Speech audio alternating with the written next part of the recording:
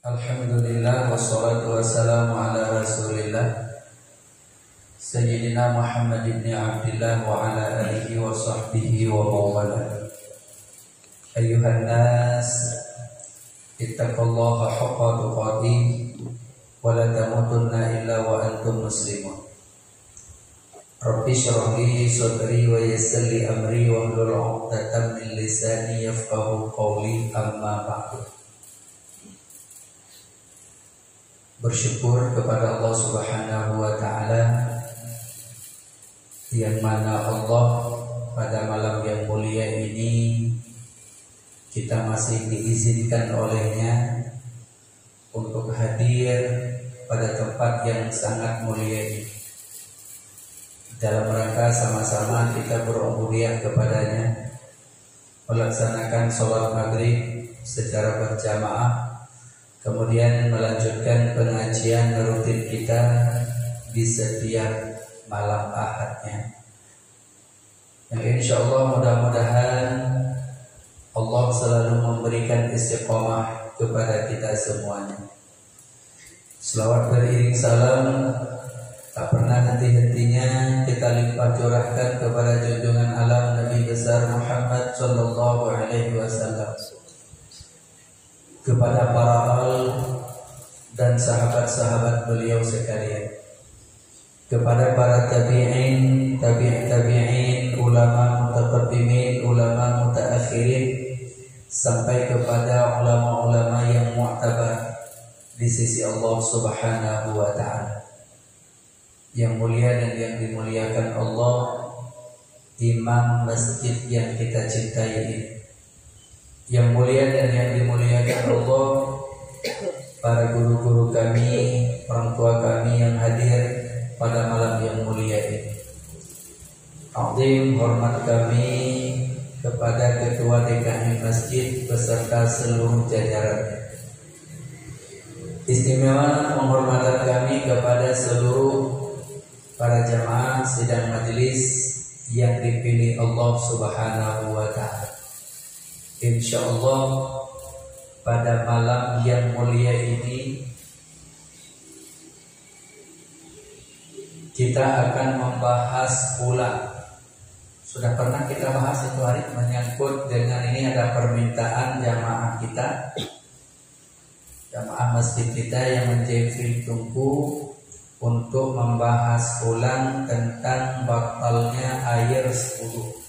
Sudah pernah kita bahas? Belum ya? Maka boleh di ininya, karena kalau seandainya sudah ada direkam, maka tidak perlu kita bahas lagi, tinggal diputar ulang saja. Belum pernah ada rekaman? Belum ya? Maka insya Allah malam ini, insya Allah mudah-mudahan saudara kita dan jamaah semuanya ini akan menjadi ilmu bagi kita. Makanya perlu juga ada rekaman. Kalau ada orang yang belum memahaminya, boleh diulang balik. Jadi sekali kita pengajian boleh diulang-ulang. Maka ini alhamdulillah ada saudara kita yang merekamnya. Na'udzubillahi minasyaitonir rajim. Bismillahirrahmanirrahim.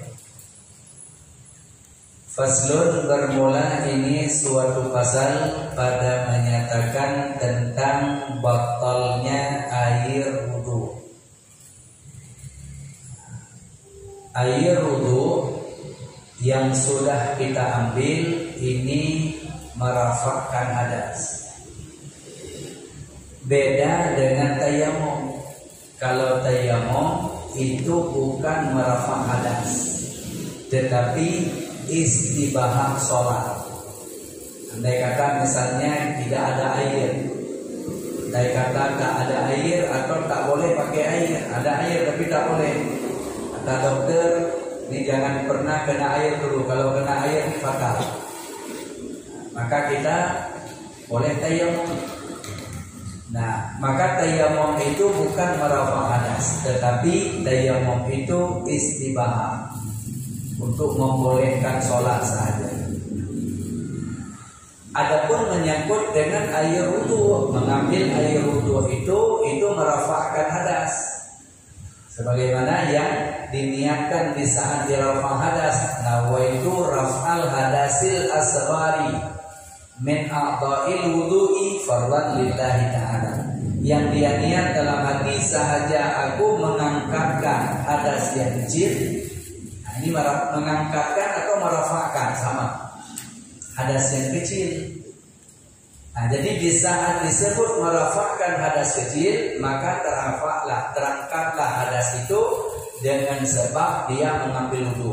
Nah, maka di saat dia sudah dalam keadaan berwudu, maka siap-siap jaga wudu batal. Nah, maka malam ini kita akan membahas perkara yang membatalkan wudu. Ini sebagaimana ada salah satu jamaah kita yang meminta seperti ini bunyinya. Assalamualaikum warahmatullahi wabarakatuh. Tengku mohon diulang balik pada pengajian malam, pada pengajian maghrib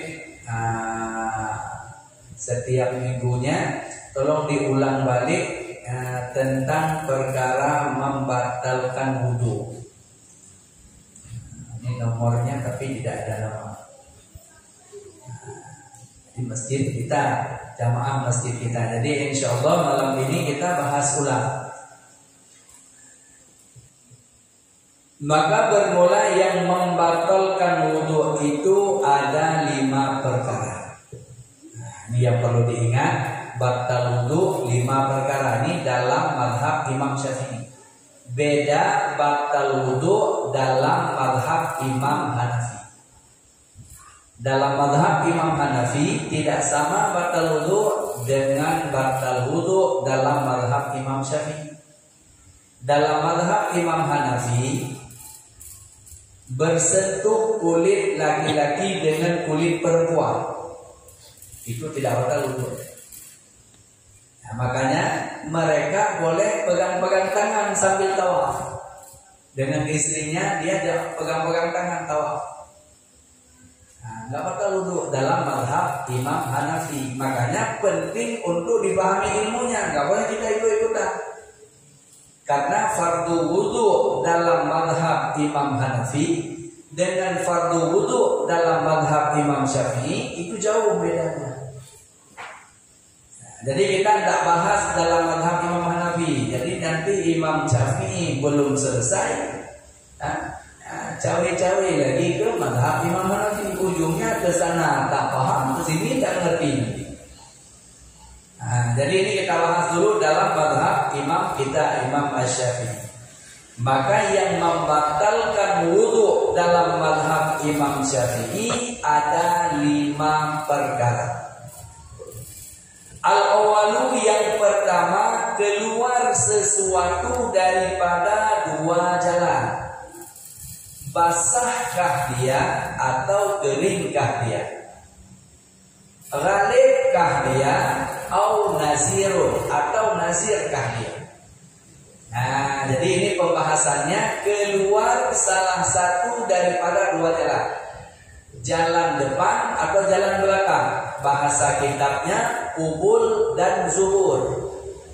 Keluar lewat jalur depan atau keluar lewat jalur belakang. Apapun yang keluarnya, wa ghalibuha, pada biasa. Kalau yang biasa keluar kencing, tahi, itu kan biasa, angin itu biasa. Au nadirun atau nadir. Makna nadir jarang-jarang keluarnya. Siapa tahu tiba-tiba yang keluarnya nanti batu api. Tetap juga batal wudu. Nah, itu kan nadir keluarnya. Siapa tahu tiba-tiba keluarnya mutiara manusia.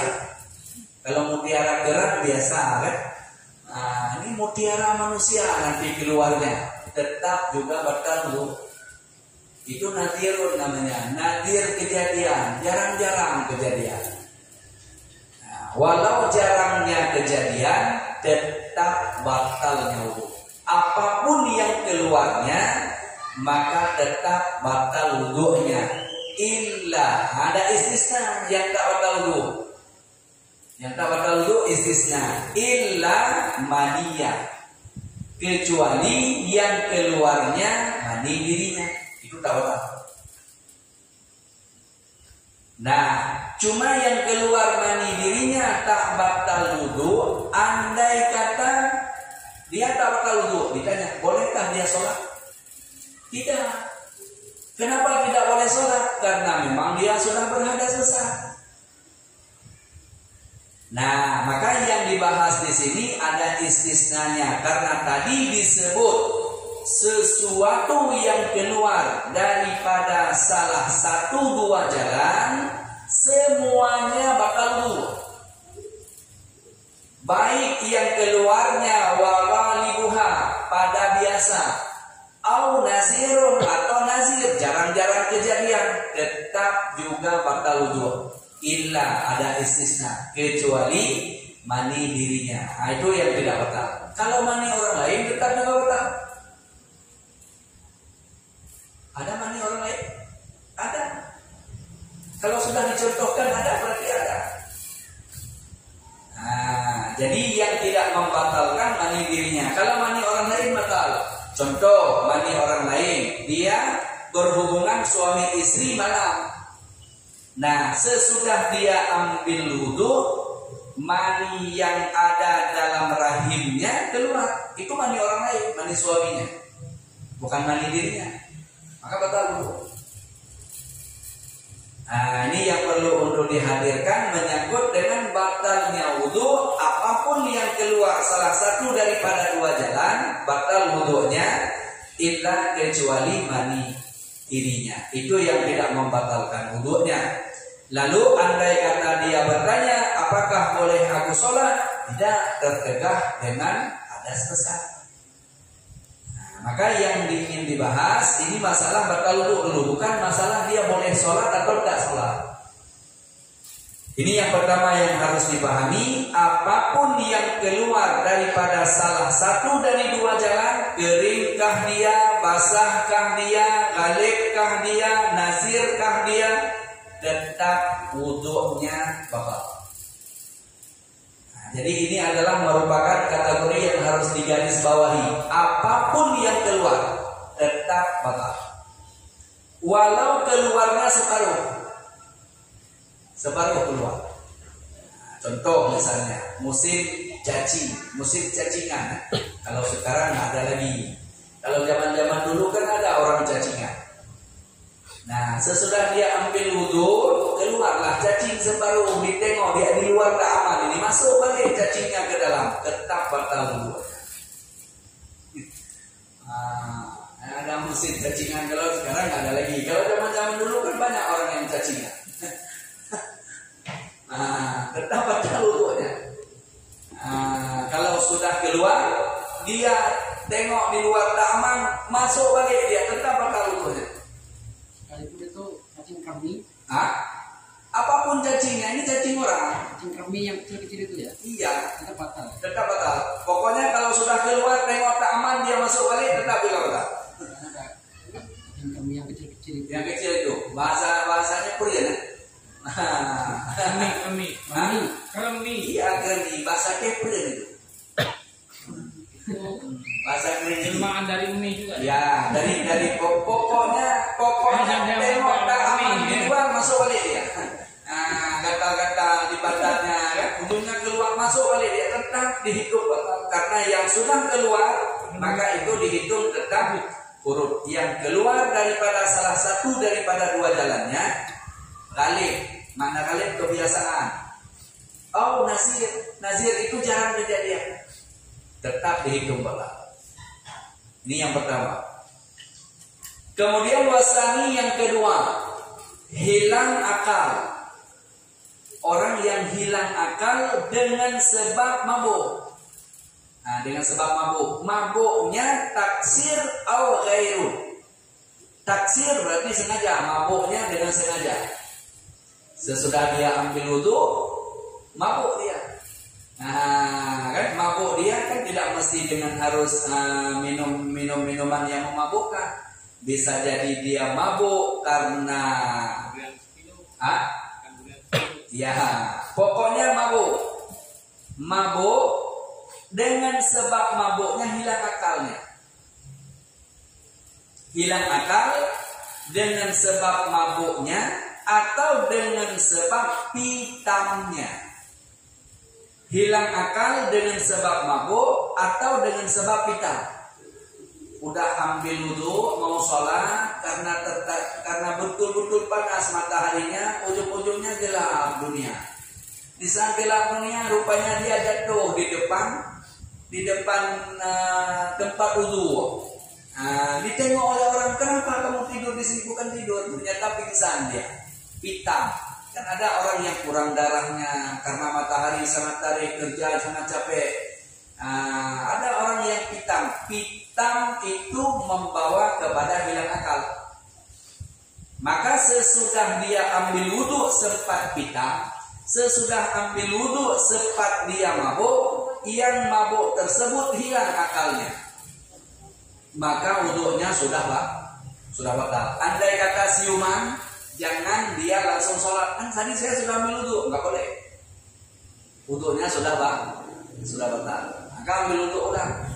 Nah, maka yang kedua perlu dipahami, membatalkan wudu seseorang itu dengan sebab hilang akalnya. Hilang akalnya dengan sebab mabuk atau dengan sebab pitam. Nah, ini perlu untuk dihadirkan. Kenapa? Karena hilang akal ada yang taksir, ada yang ghairu taksir. Hilang akal dengan sebab taksir, dicari supaya hilang akalnya, dicari. Hisab lip jakambi. Sudah ambil wudu, ya hisab lip odol. Ujung-ujungnya hilang akalnya. Atau minum apa yang sekarang ini, bodrek, minum bodrek 1 genggam, hilang akalnya. Atau banyaklah model-model, macam model, pokoknya gila dicari, itu taksir namanya. Hilang akal dengan sebab taksir itu dosa besar. Maka perlu untuk dipahami, batal wudu sebab hilang akalnya dengan sebab taksir ataupun tidak taksir, atau dengan sebab pitam. Itu sudah tidak ada lagi air wudunya. Kemudian wastalisu yang ketiga, tidur yang tiada tetap kedudukannya. Kalau orang yang tidur tetap nggak batal wudu, dengan catatan tiada sandaran. Nah, ini hari Jumat misalnya ya. Kalau orang tertidurnya tanpa sandaran, tapi tetap tidurnya, maka tak batal wudunya. Duduk seperti ini, tetap. Maka itu tak batal wudunya. Ini hilang akal. Hilang akal juga. Maka di sini disebut tidur yang tiada tetap kedudukannya, tidur yang tiada tetap kedudukannya. Yang ini bilangan. Tapi dia tidak dengar lagi tuh khutbahnya. Dia hilang akal. Orang tidur sampai ngeces lagi malah. Orang tidur itu bukan hilang akal. Orang tidur itu ya rawanya yang keluar, akalnya tak hilang. Namun tidur yang tetap kedudukannya itu tidak batal. Tapi kalau tidurnya yang bukan pada posisi duduk itu tidak batal. Tidur orang sambil berdiri itu batal. Sholat subuh misalnya. Sholat subuh itu ada orang yang sambil berdirinya hilang ke tadi itu kan. Tertidur dia, mulai daripada awal Fatihah dia masih connect satelitnya dengan imam. Nah, tapi di tengah-tengahnya itu tak ingat apa-apa lagi, dia tertidur sambil berdiri. Sambil berdiri dia tidur, dia pokoknya dia dengar sekalinya Allahu Akbar, imam rukuk. Berdiri tadi karena tertidurnya maka batal wudu. Tapi kalau tertidurnya sambil duduk dengan tetap kedudukannya maka tak batal. Karena tidur yang tetap kedudukannya, maka itu tiada membatalkan wudu, tapi dengan syarat wudu. Duduk tanpa sandaran, duduk tanpa sandaran. Kalau ada sandaran, maka itu tiada dihitung, itu tetap. Tapi kalau sempat duduknya sudah terjungkal ke belakang, atau ke samping, atau ke depan. Nah, ini bahkan ada kalau kita naik atas mimbar itu macam model kita tengok di bawah. Nah, ada yang tertidurnya ke atas bahu orang, atas bahu orang kan. Jadi kawan yang di samping itu tolak kepalanya, ditolak kepalanya kawannya yang tertidur itu. Itu sudah tidak ada lagi wudunya. Jangan nanti dia selesai khutbah langsung bangun langsung sholat, nggak ada wudu dia. Nah, tapi kalau dia tidur tetap kedudukannya, nggak goyang, nggak apa-apa, tertidur. Walau air liurnya keluar, nggak apa-apa, nggak masalah.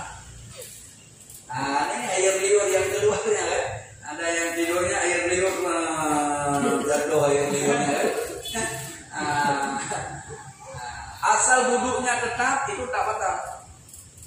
Tapi kalau sudah terjungkal sekali ke belakang atau ke samping, itu sudah tidak ada lagi, karena sudah dihitung tidur yang tiada tetap kedudukannya, maka itu batal.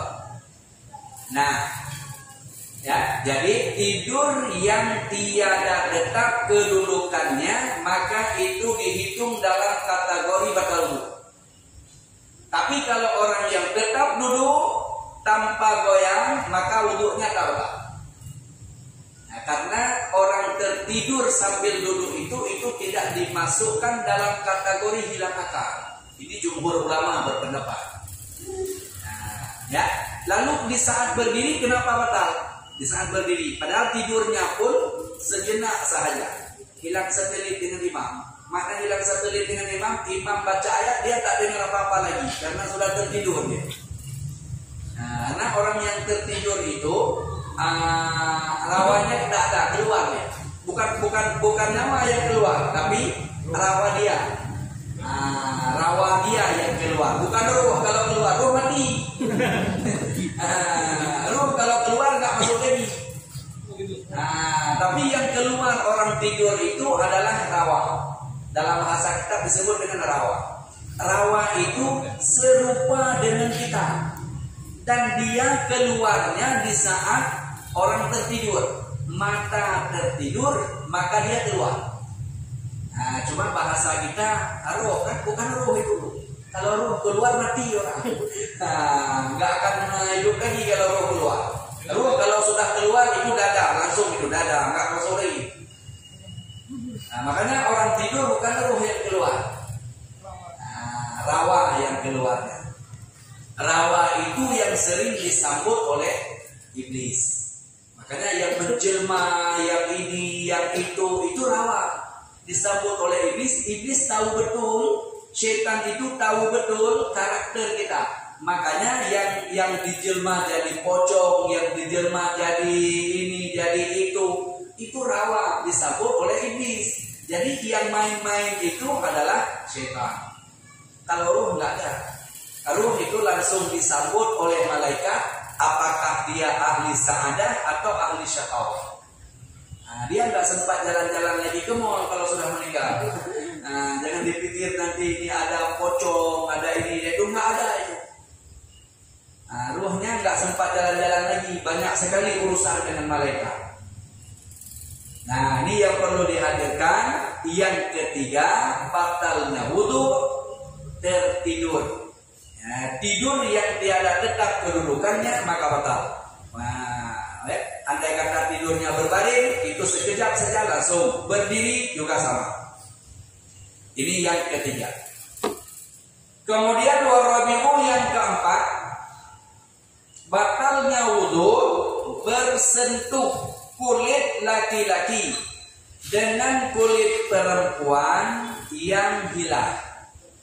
Makna hilah halal nikah, sah nikah dengan dia, maka batal wudu. Lalu di saat disebut dengan hilah, maka tiada membatalkan wudunya dengan sebab taharah. Jadi kita dengan mertua nggak batal wudu lagi. Karena dengan mertua tak boleh nikah kita. Nah, apabila kita sudah menikah dengan anaknya, maka dengan ibu mertua kita tak batal wudu lagi. Nah, walaupun nanti dengan anaknya kita tidak ada lagi. Andai kata menikah dengan anaknya tak lama, tak lanjut, tak lama. Tetap dengan ibu mertua itu sampai kiamat itu adalah ibu mertua. Tak batal lagi wudunya dengan beliau. Bersentuh dengan beliau tanpa lapik itu wudu tak batal. Nah, karena dengan beliau kita sama sekali tidak boleh lagi ada pernikahan. Karena kita sudah menikah dengan anaknya. Makanya khilaf para ulama, andai menikah dengan ibunya tapi dengan anaknya itu tetap batal wudu. Tak batal wudu. Ini misalnya kita seorang laki-laki, ada seorang perempuan janda, dia punya anak, anaknya gadis. Kalau menikah dengan anaknya, maka dengan ibunya jadi ibu sahara. Sama sekali tak boleh lagi menikah dan tidak batal wudu. Tapi kalau menikah dengan ibunya, ini dengan anaknya masih batal wudu tidak? Walau jumhur ulama berpendapat kita tak boleh lagi menikah karena kita sudah menikah dengan ibunya, dengan anaknya tak boleh menikah. Tapi ada pendapat tidak sah menikah dengan anaknya, tapi dengan syarat ceraikan dulu ibunya. Nah, makanya kan pernah kejadian di tempat kita di Kecamatan Sungai Bedok, kan menikah dengan ibunya. Nah, udah sekitar 6 bulan, ini sekitar 7 tahun 8 tahun yang lalu kejadian. Menikah dengan ibunya. Sekitar sekian bulan menikah dengan ibunya, nggak hamil, nggak punya anak. Tahu-tahu ternyata yang hamil anak tirinya, yang hamil. Nah, ujung-ujungnya ketahuan siapa yang menghamili anak tirinya, ternyata ayah tirinya. Jadi baru ketahuan sama ibunya. Di saat ketahuan sama ibunya, maka ibunya tidak mau lagi. Ujungnya dicerai ibunya, diambil anak. Sah, tak ada masalah. Walau ini pendapat wakilan. Nah, masih ada tempat untuk kita berpegang. Cuma ditanya, apakah sah menikahkan orang yang sedang dalam keadaan hamil? Jawabannya sah, nikah. Cuma pekerjaan kita hukumnya haram. Menikahkan orang yang sedang dalam keadaan hamil, walau hamilnya dia itu hamil yang tiada muafakat syariah. Hamil yang tiada muafakat syariah. Hamil yang tiada nikah. Maka apabila kita menikahkan dia dengan memenuhi syarat, tetap nikahnya sah. Ada wali. Ya kan? Ada wali, ada saksi. Tetap sah. Cuma pekerjaan kita haram menikahkan orang yang sedang dalam keadaan hamil. Jadi yang intinya kalau menikah dengan anak maka dengan ibu sama sekali tak boleh, sudah jadi sahara dan tidak batal wudu lagi. Yang ini kita bicarakan ini tidak batal wudu dengan ibu sahara dan batal wudu dengan wanita yang hilah. Makna hilah perempuan yang sah kita nikah dengan tiada berlapik. Nah, ini jadi syarat. Kalau ada lapik nggak batal. Ini yang tersentuh kulitnya dan tiada batal wudu tersentuh di rambutnya. Tersentuh di rambut itu tak batal wudu. Atau tersentuh di kukunya. Tersentuh di kukunya. Siapa tahu kukunya panjang-panjang. Kayak kuku kuntilanak. Pokoknya di kukunya yang kena. Tak batal wudu. Atau di giginya, siapa tahu ada gigi panjang. Nah, kan kena di giginya, tak batal. Pokoknya kena di gigi, kena di rambut, kena di kuku itu tak batal. Yang batal kena di kulitnya. Bersentuh di kulitnya. Kulit laki-laki dengan kulit perempuan yang hilah. Mana hilah sah nikah dengan dia tanpa berlapik. Nah, ini yang perlu dihadirkan. Jadi jangan sampai nanti batal wudu, sentuh di rambut batal wudu kena rambut dia dengan kita, batal wudu. Nah,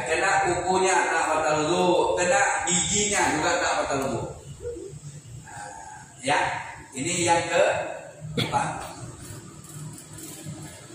Kemudian wal khamisu yang kelima, yang membatalkan wudu mencapai kubul anak Adam atau luburnya dengan batin telapak tangannya.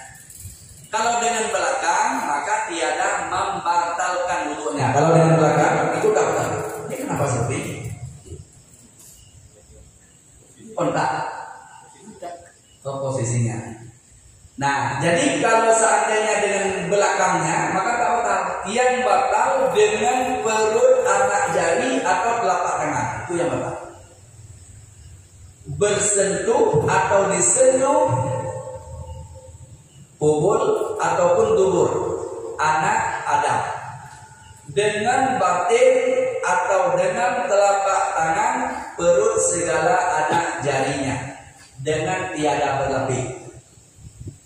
Nah, ini telapak tangan, perut segala anak jari, kena di zuburnya atau kena di kubulnya, maka itu batal wudu.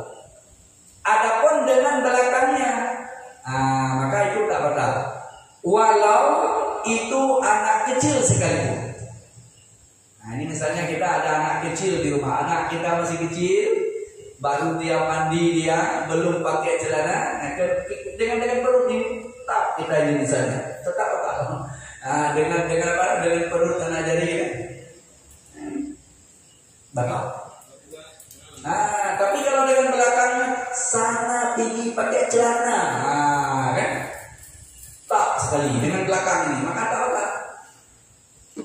Karena kalau dengan belakang tidak dihitung kepada batal. Tapi kalau dengan telapak tangan, dengan perut anak jari itu tetap batal. Nah, ini yang perlu untuk dihadirkan 5 perkara ini yang menyebabkan batalnya wudu. Di atasnya dengan au, bukan dengan waw. Apa faedah di atas dengan au? Faedahnya takhayur. Makna takhayur, salah satu sahaja daripada 5 perkara ini ada pada seseorang yang sudah ambil wudu, maka wudunya sudah batal. Maka sebut batal wudu berarti dia sudah ada wudu, baru sebut batal. Kalau orang yang tiada wudu maka tidak sebut batal. Wudu aja tak ada, gimana batal? Nah, makanya di saat disebut batalnya wudu maka dia sedang dalam keadaan berwudu. Maka batallah wudu seseorang di dalam mazhab Imam Syafi'i ada 5. 5 inilah yang perlu untuk dikenali. Apakah itu ada atau tidak ada? Maka bila ada batal wudu. Kalau tidak ada maka tidak batal. Nah, jadi tidak batal wudu orang sesudah ambil wudu maka. Nah, ini karena ada orang yang terbayang udah makan saya ambil wudu udah enggak batal wudunya. Lalu sesudah makan kumur-kumur langsung sholat, enggak masalah, wudu tak batal. Atau sesudah ambil wudu tiba-tiba keluar darah, tergores sedikit, luka keluar darah. Darah yang keluar itu najis, tak boleh bawa dalam sholat. Sementara dia sudah ambil wudu, maka cuci saja darah tersebut. Tak perlu lagi ambil wudu. Walaupun darah nyamuk. Ya, walaupun darah nyamuk itu kan. Nyamuknya, siapa tahu nyamuknya sekarang nyamuk gede-gede, udah kenyang lagi. Nah, darah yang ada itu maka dicuci saja darahnya. Nah, sementara tidak perlu lagi ambil wudu karena tidak membatalkan wudu. Yang 5 ini sahaja yang membatalkan wudu. Kira-kira jelas? Jelas. Ada yang ingin bertanya sebelum kita tutup dengan doa? Baik menyangkut dengan masalah batal wudu atau di luar daripada yang membatalkan wudu. Ada berapa menit lagi? 13 menit lagi. Masih ada pertanyaannya? Masih bisa? Ada pertanyaan? Pak Muslim? Jelas. Ustaz. Ya, silakan. Assalamualaikum warahmatullahi wabarakatuh. Waalaikumsalam warahmatullahi wabarakatuh. Ini bertanya sedikit agak keluar dari wudhu, Ya. tapi agak ada hubungannya sedikit. Nah, Jadi pertanyaannya, jika saya junub tapi kondisi saya itu sakit demam, tidak boleh kena air. Itu bagaimana ya? Apakah harus mandi wajib atau cukup atau ada keringanan gitu? Itu saja. Ya. Ini saya dalam keadaan demam, tetapi saya junub. Ini bagaimana ceritanya ini? Kalau saya tak mandi berarti sholat subuh lewat kan gitu. Nah, tapi kalau seandainya saya mandi, bagaimana perasaannya? Nambah demam atau bagaimana? Kalau mandi menggigil. Menggigil, tambah demam lagi nantinya. Apakah saya biarkan saja sholatnya lewat? Enggak boleh. Tetap kita tidak boleh melewati waktu sholat.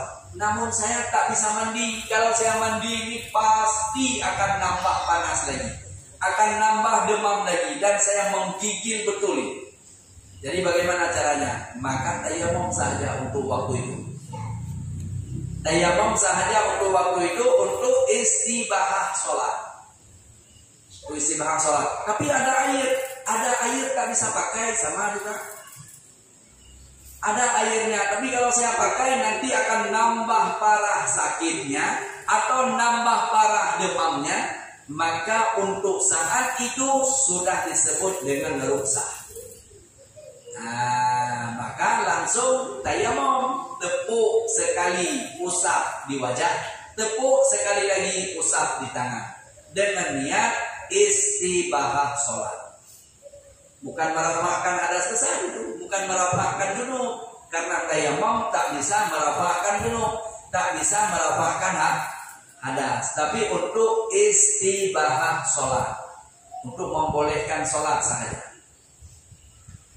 Nah, sesudah dia tayamum untuk merapakkan hadas, itu bukan terafak.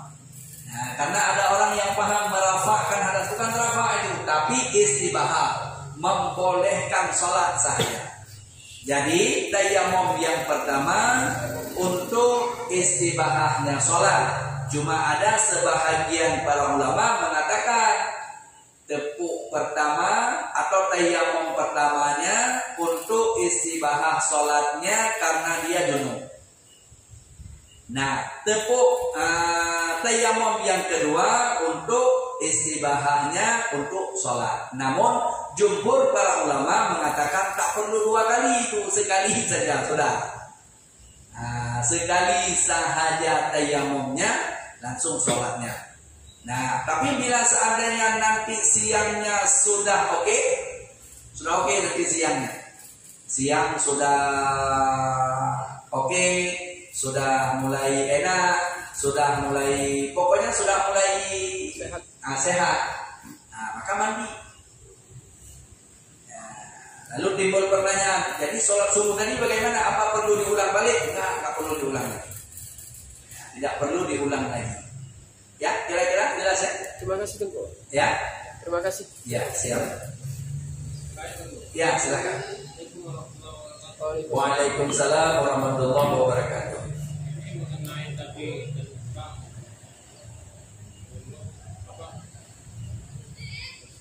berseragama sama istri tadi kan tidak membuat keluar mani tadi nggak membatalkan wudhu. Gimana? Keluar air mani tadi kan nggak membatalkan wudhu. Keluar air mani tidak membatalkan wudhu. Oke. Terus? Sementara katanya kalau sudah kita melakukan hubungan suami istri, kalaupun belum bisa mandi hari itu, belum tidur, kita wudhu dulu. Ya. Berarti kan batal wudhunya enggak. Sementara kita waktu sebelum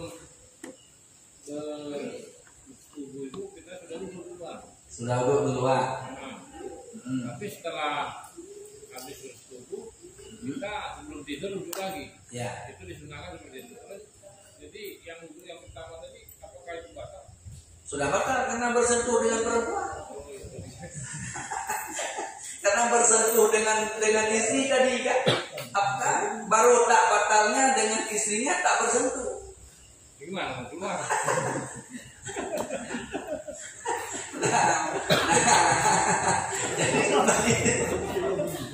Nah, Itu bisa keluar dari juga ya. Ini yang jadi masalahnya. Nah, makanya perlu untuk dipahaminya kan.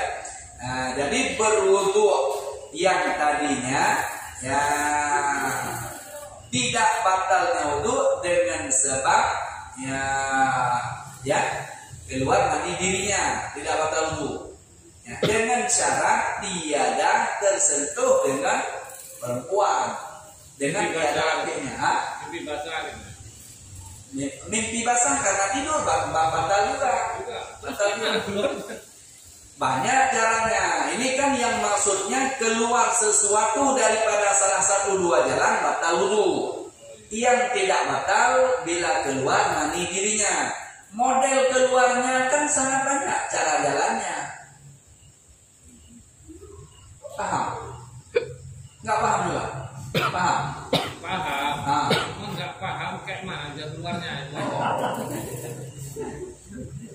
Kalau dalam bahasa kitabnya disebut dengan kharajal mani biyadi, mengeluarkan mani dirinya dengan tangannya. Ini beda dulu babnya ya. Beda babnya dosa atau tidak dosa itu lain bab. Ini yang maksud kita bahas, tidak batal wudu keluar mani dirinya. Itu tidak batal wudu. Cuma tertegah dia kalau dia mau sholat nggak boleh karena dia dalam keadaan junub, udah jelas. Cuma bagaimana caranya keluar mani dirinya? Ini jangan ditanya. Namanya saja baca model caranya. Ya, Pak. Ayo, Pak. Paham kan? Nah, dia pakai sarung tangan, dia pegang ini namanya kharajul mani biyadi. Mengeluarkan mani dirinya dengan tangan dirinya sendiri. Dia pakai sarung tangan kan nggak batal wudu. Harus kita jelaskan sampai tingkat itu. Enggak tadi ya. Oh ya, ini udah connect. Sudah. Nah, seperti itu. Ini adalah merupakan contoh. Ini adalah bukan lelucon, tapi ini majelis mulia. Nah, perlu untuk dipahaminya. Jadi kharajal mani biyadi, pakai tangan dia sendiri itu hukumnya haram, dosa. Tapi kalau seandainya dia pakai, mohon maaf ini majelis mulia, kalau dengan tangan istrinya tak berdosa. Tidak berdosa kalau dengan tangan istrinya. Makanya di saat istrinya sedang dalam keadaan haid, hasratnya dia seorang suami, selesai masalah dengan tangan istrinya, tak berdosa, dapat pahala. Tapi kalau dengan kharajal mani biyadi dengan tangan dirinya berdosa. Nah, ini yang perlu untuk dihadirkan supaya kenapa? Supaya lepas daripada dosa. Kira-kira jelas ya? Jelas. Sudah habis waktunya? 2 menit enggak? Masih 3 menit lagi. Ya, insyaallah. Nah, ini perlu untuk dihadirkan. Yang membatalkan wudu ada 5 perkara di dalam mazhab kita Imam Asy-Syafi'i. Nah, jadi ini penting untuk kita ketahui ya, supaya kita tidak hadir was-was, tidak hadir ragu-ragu di situ. Jadi ujung-ujungnya betapa banyak orang yang sesudah ambil wudu makan, nanti ambil wudu balik. Betapa banyak orang yang sudah ambil wudu tergores sedikit keluar darah, ambil wudu lagi, katanya sudah batal wudu karena sudah keluar darah. Padahal selain daripada 5 yang perkara ini, maka tiada membatalkan wudunya. Wallahu a'lam bis-shawab wa ilaihil marji' wal ma'ab. Na'udzu billahi minasyaitonir rajim. Bismillahirrahmanirrahim. Alhamdulillahi rabbil alamin, hamdan syakirin, hamdan na'imin, hamdan yuwafi ni'amahu wa yukafi'u mazidah. Ya Rabbana lakal hamdu kama yanbaghi li jalali wajhikal karim wa 'azimi sultanik. Allahumma salli ala sayyidina Muhammadin salatan tunjina biha min jami'il ahwali wal afat wa taqdi lana biha jami'il hajat wa tutahhiruna biha min jami'is sayyi'at wa tarfa'una biha indaka 'ala darajat wa tuballighuna biha aqsal ghayati min jami'il khairati fil hayati wa ba'dal mamati innaka 'ala kulli syai'in qadir. Allahumma ahyina bil iman wa amitna bil iman wa ahsyurna bil iman wa adkhilna al jannata ma'al iman bi rahmatika ya arhamar rahimin. Allahumma thabbitna 'ala al iman wa ihfadhna 'ala dinil islam. Allahumma ahyina bi hayatil ulama wa وأمتنا بموت الشهداء وكنا في زمرة الأولياء وأدخلنا الجنة مع الأنبياء عليهم السلام. اللهم إنا نسألك سلامة في الدين وعافية في الجسد وزيادة في العلم وبركة في الرزق وتوبة قبل الموت ورحمة عند الموت ومغفرة بعد الموت. اللهم حاول علينا في سكرة الموت والنجاة من النار والعفو عند الحساب. ربنا ظلمنا أنفسنا وإن لم تغفر لنا وترحمنا لنكونن من الخاسرين. ربنا هب لنا من أزواجنا وذرياتنا قرة أعين واجعلنا للمتقين إماما. ربنا آتنا في الدنيا حسنة وفي الآخرة حسنة وقنا عذاب النار. صلى الله على سيدنا محمد وعلى آله وصحبه أجمعين. سبحان ربك رب العزة عما يصفون وسلام على المرسلين والحمد لله رب العالمين. تقبل الله منا ومنكم تقبل يا كريم. Alhamdulillah, terima kasih atas segala perhatian. Mohon maaf atas segala kekurangan. Usikum wa nafsi bitaqwallah. Wassalamualaikum warahmatullahi wabarakatuh.